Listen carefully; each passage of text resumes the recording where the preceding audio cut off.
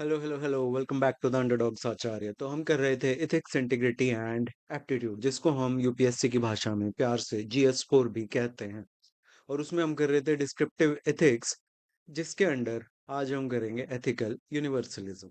सो थोड़ा सा स्ट्रक्चर समझ लेते हैं। हम कर रहे थे डायमेंशंस ऑफ एथिक्स। उसमें हम नॉर्मेटिव एथिक्स कर चुके थे और उसके सभी सब पार्ट्स कर चुके थे।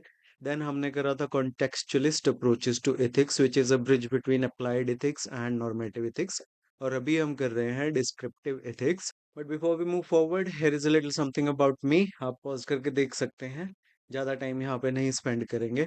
बट हर बार की तरह लेक्चर शुरू करने से पहले प्लीज लाइक कर दो, शेयर कर दो, सब्सक्राइब कर दो और नोटिफिकेशन आइकन दबा दो। सो लास्ट टाइम हम कर रहे थे मॉरल डाइवर्सिटी, और मॉरल डाइवर्सिटी में लास्ट में हमने देखा कि उसकी वजह से कुछ चैलेंजेस क्रिएट हो जाते हैं। जैसे कि हर सोसाइटी की, हर कंट्री की, हर रीजन की अपनी मोरालिटी की अपनी अलग डेफिनेशन होती है। कहीं पे रीति रिवाज कुछ होते हैं, कहीं पे रीति रिवाज कुछ होते हैं। कुछ लोग कहते हैं कैपिटल पनिशमेंट अच्छी है, कुछ कहते हैं बेकार है। कुछ लोग कहते हैं पोलीगैमी अच्छी है, कुछ कहते हैं बेकार है। कुछ लोग कहते हैं लिव इन्स अच्छे हैं, कुछ कहते हैं बेकार है। सो उसकी वजह से चैलेंजेस क्या क्रिएट हो गए कि इसका मतलब तो जो अच्छा है या जो बुरा है, वो उस सोसाइटी की वजह से, या वो जो कल्चर है जिसको आप इस टाइम देख रहे हैं, जिसकी हम बात कर रहे हैं, वो डिसाइड करेगा। यूनिवर्सली तो ऐसा कुछ भी नहीं होगा कि भाई क्या ये अच्छा है और ये बुरा है। तो इसकी वजह से ना एक एक प्रॉब्लम क्रिएट होगी कि ऐसी क्या चीजें हैं जो हमेशा, क्या ऐसी कोई चीज नहीं है जो हमेशा अच्छी होगी, या ऐसी कोई चीज नहीं है जो हमेशा बुरी होगी। तो उस चैलेंज को हैंडल करने के लिए ये कॉन्सेप्ट्स दिए गए, जिनका नाम है ethical universalism and ethical relativism. तो आज के लेक्चर में हम पढ़ेंगे एथिकल यूनिवर्सलिज्म। हम समझेंगे ये क्या है, इसकी क्यों जरूरत पड़ी। अब इमेजिन करो, एक कंट्री है, वहां पे स्लेवरी जो है ना, वो पूरी तरह से लीगल है। वहाँ के लोग भी उसको सपोर्ट करते हैं कि हाँ भाई, स्लेव्स तो सबके घर में दो चार होने चाहिए।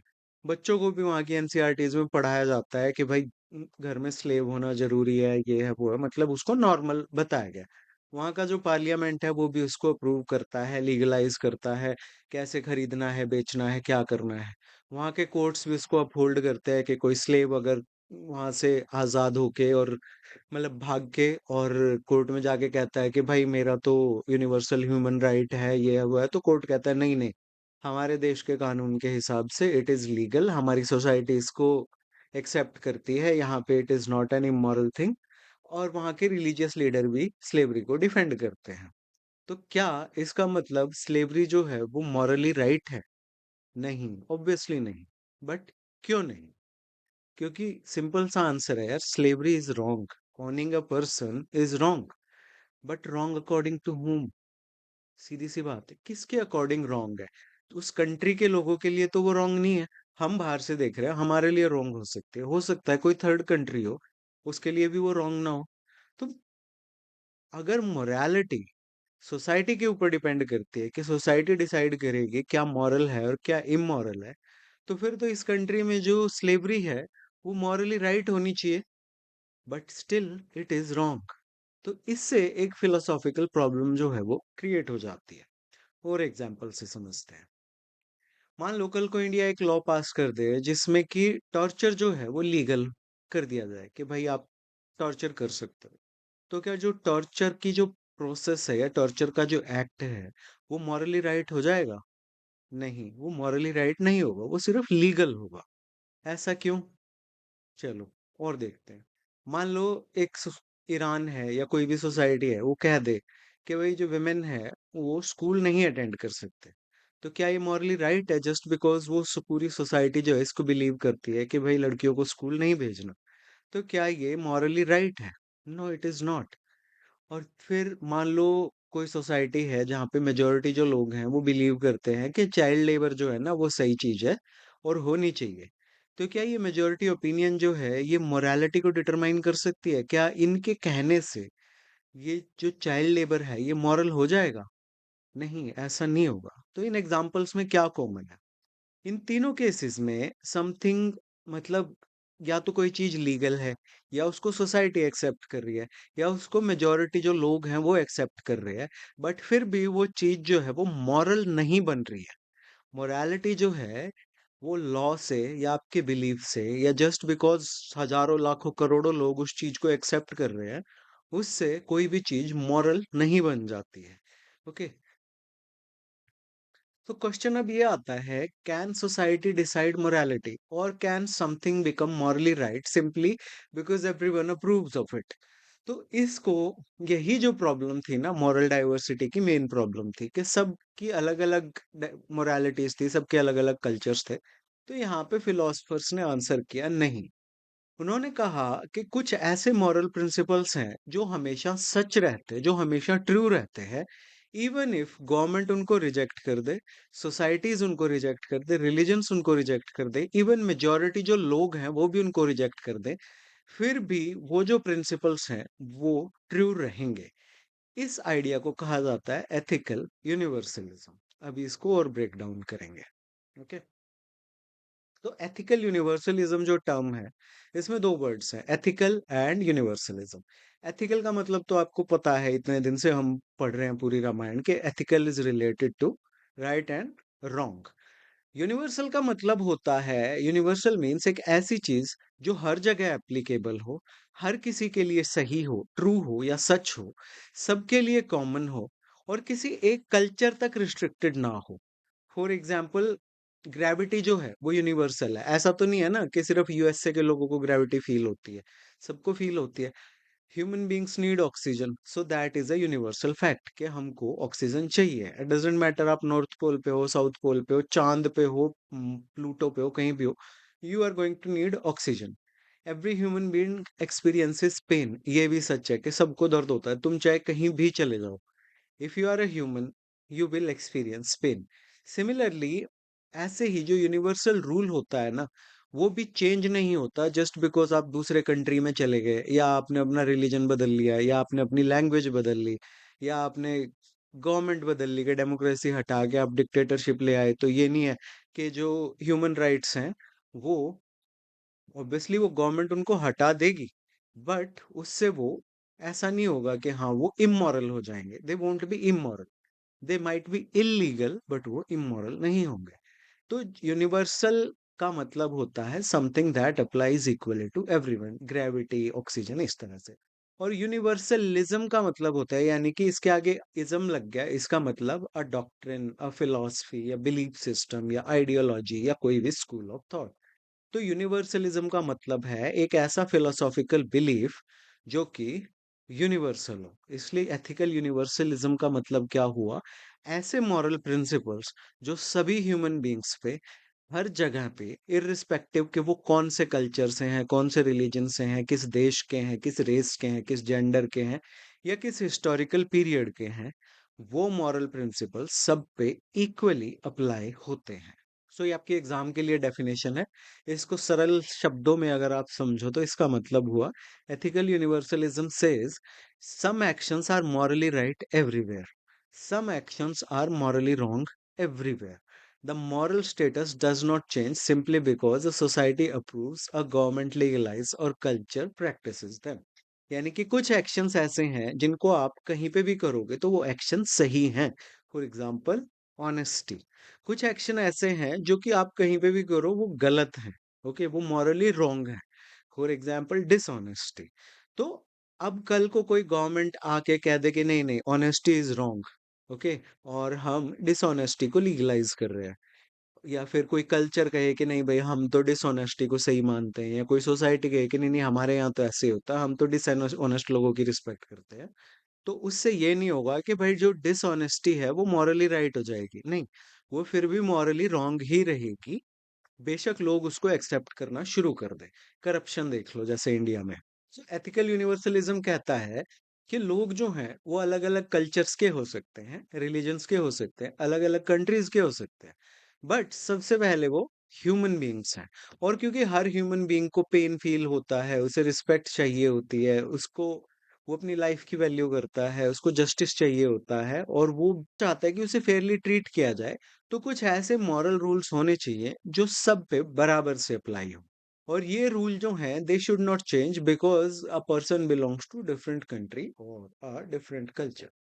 एग्जाम्पल से समझते हैं कि मान लो एक रिलीजियस कम्युनिटी है, वो मानती है कि डोमेस्टिक वायलेंस जो है ना, बीवियों को पीटना, वो एक्सेप्टेबल है। ओके, तो क्या उनका अब वो पूरी रिलीजियस कम्युनिटी या वो पूरा कंट्री अगर ऐसे मानता है, तो क्या डोमेस्टिक वायलेंस जो है वो मॉरली राइट हो गया? नहीं, ऐसा नहीं है। व्हाई? बिकॉज ये ह्यूमन डिग्निटी एंड फ्रीडम को वायलेट करता है। सिमिलरली टॉर्चर जो है, इट रिमेन्स रॉन्ग। बेशक गवर्नमेंट उसको अलाउ कर दे, लीगलाइज कर दे, but still it remains wrong. Same goes for child trafficking या child marriage. So, according to ethical universalism, society cannot make an immoral act moral simply by approving it. यानी कि society अगर किसी गलत चीज को अप्रूव भी करती है ना, कि हाँ छोटे बच्चों की शादी कर दो या चाइल्ड ट्रैफिकिंग ठीक है, सोसाइटी एक्सेप्ट कर रही है, या फीमेल जेनिटल म्यूटिलेशन है या डोमेस्टिक वायलेंस है, तो उससे वो इमोरल एक्ट जो है वो मॉरल नहीं बन जाता है। That is ethical universalism. Basic logic क्या हुआ कि ह्यूमन बीइंग्स जो है वो बहुत अलग अलग तरीके से हम डिफरेंट हैं, रिलीजन्स अलग हैं, लैंग्वेजेस अलग हैं, कल्चर्स अलग हैं, कस्टम्स अलग हैं, but there are also similar in many ways. क्योंकि हर कोई जीना चाहता है, हर किसी को दर्द होता है, हर किसी को रिस्पेक्ट चाहिए, हर किसी को जस्टिस चाहिए, दे डिसलाइक इनजस्टिस, एंड हर किसी को डिग्निटी चाहिए। तो ये एथिकल यूनिवर्सलिज्म जो है ये डेवलप क्यों हुआ? तो इट डेवलप बिकॉज जो फिलोसफर्स थे उन्होंने दो इंटरेस्टिंग चीजें नोटिस की लोगों के बारे में। पहला था कि ऑब्वियसली लोगों के डिफरेंट मॉरल बिलीफ्स हैं, तो हमने मॉरल डाइवर्सिटी देखा था कि अलग अलग सोसाइटीज के कल्चर्स के अलग अलग बिलीफ्स होते हैं, शादी करने के तरीके अलग, ड्रेस अलग, फूड अलग, पनिशमेंट्स अलग, family tradition, religious practices. Okay, ये सब हमने देखा था किस तरह से डिफर करता है। बट जो सेकंड ऑब्जर्वेशन फिलोसफर्स ने ली वो थी कि कुछ मॉरल वैल्यूज ऐसी होती है जो हर जगह कॉमन होती है। ओके, तो ऑल दो लोग जो हैं वो बहुत सारे इश्यूज पे डिसएग्री करते हैं, और बट स्टिल ऑलमोस्ट हर एक सोसाइटी की ना कुछ बेसिक मॉरल वैल्यूज होती हैं। जैसे कि हर कोई अपने बच्चों को सिखाता है कि सच बोलो, अपने प्रोमिसेस को निभाओ, अपने बच्चों की प्रोटेक्शन करना, ओके, एक दूसरे की हेल्प करना, अननेसेसरी वायलेंस को अवॉइड करना, चोरी या बिट्रेयल को पनिश करना। तो ये रूल जो है ये एग्जैक्टली हर जगह सेम ना हो, बट जो बेसिक वैल्यूज हैं वो बार बार हर सोसाइटी में सेम ही नजर आती हैं। Okay, even not in contemporary societies but through out the time, through out the history. तो इससे फिलोसफर्स जो हैं वो एक इम्पॉर्टेंट क्वेश्चन पे सोचना शुरू करते हैं कि अगर कल्चर्स अलग अलग हैं, लोग डिफरेंट हैं, तो ये बेसिक मॉरल वैल्यूज जो हैं ये हर जगह बार बार क्यों अपीयर हो रही हैं? और इसकी वजह से जो यूनिवर्सलिज्म है उसका राइज हुआ, और उसके कुछ हिस्टोरिकल रीजंस है जिनको हम अभी एक एक करके देखेंगे। पहला है कि recognition of common human nature. तो यूनिवर्सलिस्ट जो हैं उन्होंने ऑब्जर्व किया कि जो ह्यूमन बीइंग्स हैं, हम में कुछ कॉमन कैरेक्टरिस्टिक्स हैं। जैसा कि हमने पहले भी देखा, हर किसी को पेन और सफरिंग फील होता है, हर कोई चाहता है हैप्पीनेस और सिक्योरिटी, हर किसी को डिग्निटी की और रिस्पेक्ट की वैल्यू है, चाह है। डिपेंड्स ऑन कोऑपरेशन, हम सब मतलब एक दूसरे से कोऑपरेट करके ही सरवाइव कर पाते हैं, हम जस्टिस सीख करते हैं, और हम अननेसेसरी हार्म जो है उसको डिसलाइक करते हैं। और क्योंकि ये जो कैरेक्टरिस्टिक्स है ये यूनिवर्सल है, ये हर एक सोसाइटी में मतलब हर इंसान को, हर सोसाइटी में, हर कल्चर में ये चीजें हमको कॉमन देखने को मिलती हैं। अब क्योंकि ये जो कैरेक्टरिस्टिक्स हैं ये यूनिवर्सल है, यानी कि हर इंसान पे ये एप्लीकेबल है through out the cultures, through out different countries, societies. Okay, तो फिलोसफर्स ने ये आर्ग्यू किया क्योंकि ये कैरेक्टरिस्टिक्स यूनिवर्सल हैं, तो ऐसी कुछ मॉरल ड्यूटीज या मॉरल ऑब्लिगेशंस भी होंगी जो कि यूनिवर्सल होनी चाहिए, जैसे कि respecting life, avoiding unnecessary harm and treating people Fairlie. दूसरा इसका रीजन था कि moral diversity needed an explanation. तो एंथ्रोपोलॉजिस्ट हैं, उन्होंने एनॉर्मस वेरिएशन डॉक्यूमेंट की across customs, across societies. Okay, जैसे कुछ में अरेंज मैरिज है, कुछ में लव मैरिज है, किसी में पॉलीगैमी है, किसी में नहीं है। तो इस तरह से हर किसी का अपना अलग अलग कल्चर था। बट इवन दीज सोसाइटीज जिनमें इतने डिफरेंसेस थे, वो भी कुछ ऐसे एक्शंस थे जिनको कंडेम करते हैं, जैसे कि धोखा देना, मर्डर करना, कम्युनिटी के मतलब विद इन अ कम्युनिटी, चोरी करना, और ऐसे एक्शंस जो कि सोशल ट्रस्ट और कोऑपरेशन को थ्रेटन करते हैं। इन सब को ये सोसाइटीज जो हैं ये कंडेम करती हैं, ऑल्दो इनमें इतनी सारी वेरिएशंस हैं, डाइवर्सिटी है।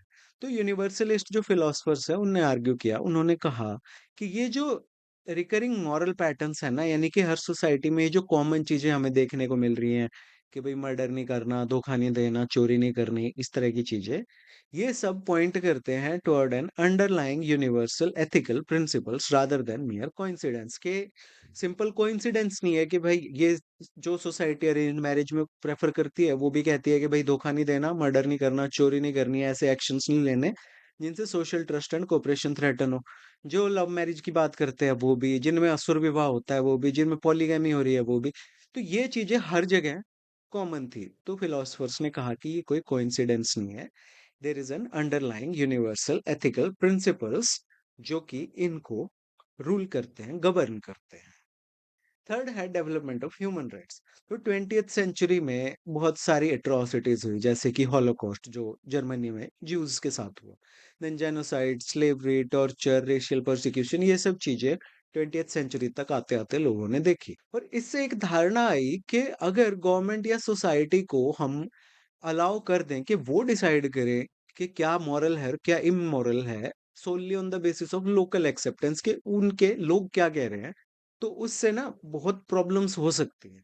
तो इसको देखते हुए जो इंटरनेशनल कम्युनिटी है उन्होंने universal declaration of human rights को अडेप्ट किया और उन्होंने अफर्म किया कि हर एक इंसान जो है ना, every human being possesses equal dignity and rights, irrespective of कि वो कौन से देश से है, वो किस रेस का है, किस रिलीजन का है या किस कल्चर का है।